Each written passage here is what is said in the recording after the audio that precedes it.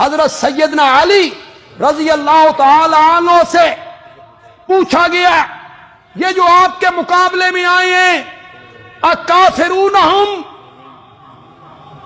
مصنف ابن ابی شیبہ اٹھاؤ، پوچھا گیا اکافرون ہم، قال لا، ترجمہ کرا کہ سمجھ گئے ہو؟ حضرت علی نے جواب میں کیا کہا؟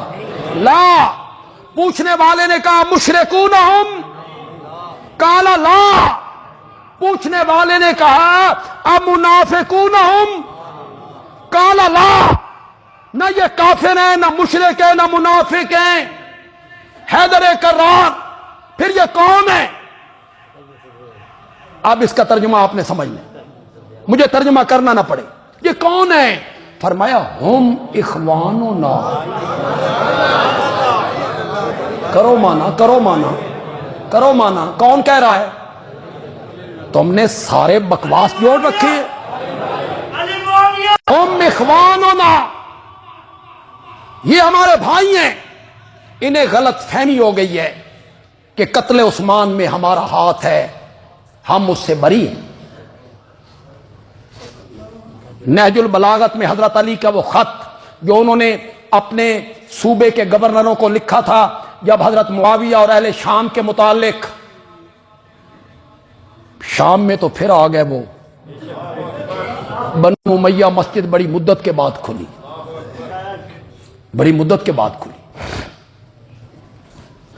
اہل شام کے متعلق لوگ باتیں کرنے لگے۔ نہج البلاغت میں حضرت علی کا خط موجود ہے، خط موجود جو انہوں نے صوبے کے گورنروں کو لکھا، اور انہوں نے کہا ان ربنا واحد۔ ترجمہ کروں کہ کر لیا نہیں؟ ان ربنا واحد وان نبینا واحد وان کتابنا واحد ودعوتنا فی الاسلام واحدۃ۔ میرا اور معاویہ کا رب ایک ہے، میرا اور معاویہ کا نبی ایک ہے، میرا اور معاویہ کی کتاب ایک ہے، میرے اور معاویہ کی دعوت فی الاسلام ایک ہے۔ اگلے جملے سنو، اگلے جملے سنو، اگلے جملے سنو، یہ حیدر کرار نے لکھے۔ وہ تو صحابی ہیں، اور صحابی کے دل میں کبھی کوئی خفگی اس طرح کی آ ہی نہیں سکتی۔ اگلے جملے سنو، حضرت علی اس خط میں لکھتے ہیں اللہ پر ایمان لانے پہ،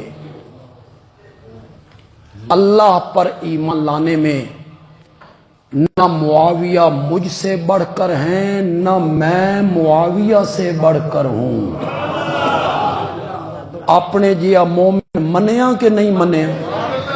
مانا یا نہیں مانا؟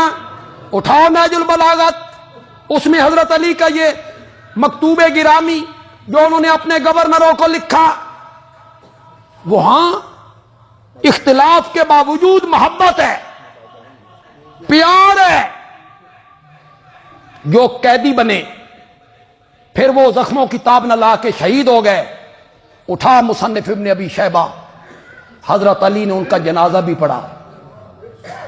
باغیوں کے جنازے نہیں پڑھے جاتے، باغیوں کے جنازے نہیں پڑھے جاتے۔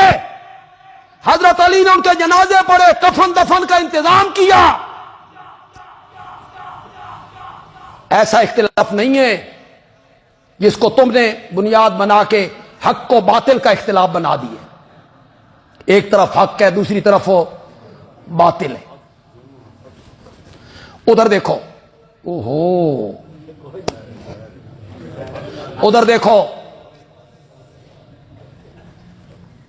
قیصر روم نے ارادہ کیا کہ حضرت علی کمزور ہو گئے ہیں، آپس میں مخاصمت ہو گئی ہے۔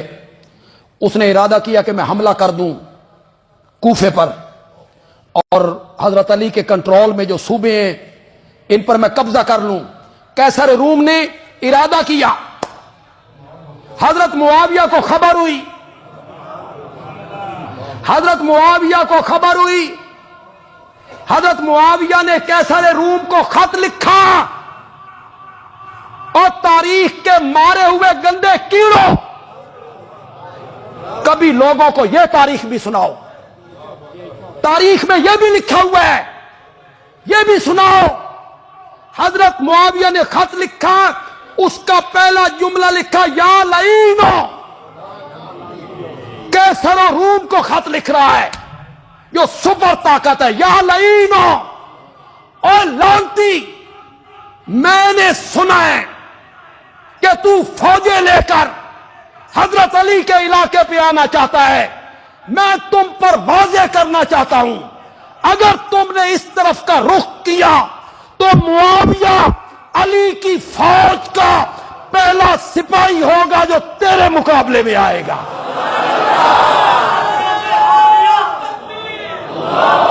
کبھی لوگوں کو یہ بھی سناؤ، کبھی تاریخ کے یہ ورق بھی لوگوں کو سنایا کرو، صرف وہی سناتے رہتے ہو جس میں تنقید کا پہلو ہوتا ہے۔ یہ محبت کے پہلو والے اور بھی لوگوں کے سامنے رکھو۔ ہمارے لیے تو قرآن ہے، رحماء بینہم، سارے کہو ایک دفعہ یار، آپس میں کیا تھے؟ درس قرآن انشاءاللہ آج 18 بلاک میں انشاءاللہ ہوگا جی۔